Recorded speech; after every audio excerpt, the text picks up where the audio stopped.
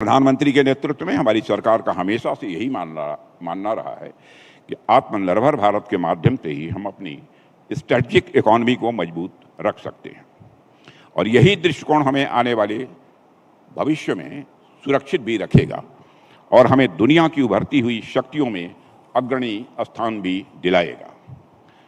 साथियों, हमारा यही दृष्टिकोण आज हमारे हर निर्णय में दिख रहा है। आप देख रहे होंगे इस दुनिया में क्या उथल पुथल चल रही है। एक किस्म का प्रोटेक्शनरिज्म हमें सो कॉल्ड डेवलप्ड नेशंस की तरफ देखने को मिल रहा है। ट्रेड वार और टैरिफ वार की स्थितियां गंभीर होती जा रही हैं। किसी समय एडमंड बर्क ने ईस्ट इंडिया कंपनी के बारे में कहा था, ये state in the guys of merchant. और आज की दुनिया में स्टेट जिस तरह व्यापारियों जैसे बिहेव कर रहा है, ऐसे में उनका यह कोट थोड़े चेंज के साथ ये merchant in the guys of state बन गया है।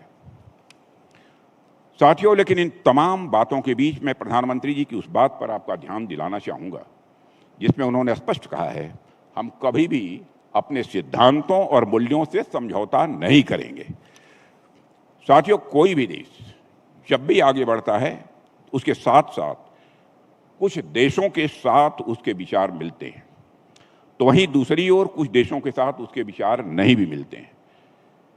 जिनके साथ विचार मिलते हैं वह आमतौर पर उन्हें फ्रेंडली नेशन समझा जाता है और जिनके साथ विचार नहीं मिलते हैं उन्हें आमतौर पर एडवर्सरी समझा जाता है। लेकिन आप सबने भी अंतर्राष्ट्रीय संबंधों को लेकर एक बहुत ही प्रसिद्ध कुछ पंक्तियां आपने सुनी होंगी कि इन international relations there are no permanent friends और permanent enemies, only permanent interest. साथियों, भारत किसी को अपना दुश्मन नहीं मानता, लेकिन हमारे लिए अपने लोगों का, अपने किसानों का, अपने छोटे व्यापारियों का, अपने देशवासियों का यह इंटरेस्ट सबसे ऊपर है और हम किसी भी कीमत पर अपने देश के वेलफेयर के साथ समझौता नहीं कर सकते हैं।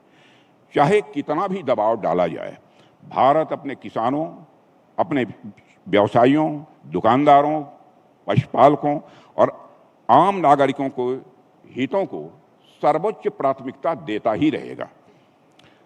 साथियों, हम सब ज्योग्राफी में पढ़ते हैं कि जितना दबाव पड़ता है उतना ही चट्टान मजबूत होता जाता है और मुझे लग रहा है कि भारत पर जितना दबाव डाला जाएगा, भारत उतने ही मजबूत चट्टान के रूप में निखर कर सामने आएगा।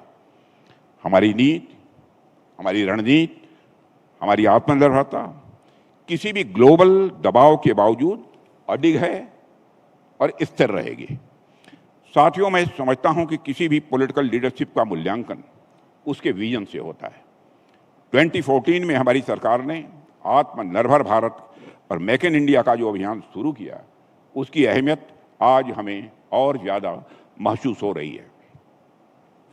साथियों, शुरू से ही हमने आत्मनिर्भरता के अपने दृष्टिकोण को एक कम्प्रहेंसिव रूप में देखा है। इसमें हमारे संपन्न राष्ट्र की कल्पना भी निहित है, चाहे वह डोमेस्टिक मैन्युफैक्चरिंग सेक्टर हो या क्रिटिकल टेक्नोलॉजी के विकास का क्षेत्र हो। देश के रक्षा मंत्री होने के नाते मैं पूरे आत्मविश्वास के साथ यह मैं कह सकता हूं कि रक्षा क्षेत्र में यह दृष्टिकोण एक क्रांतिकारी बदलाव लेकर आया है।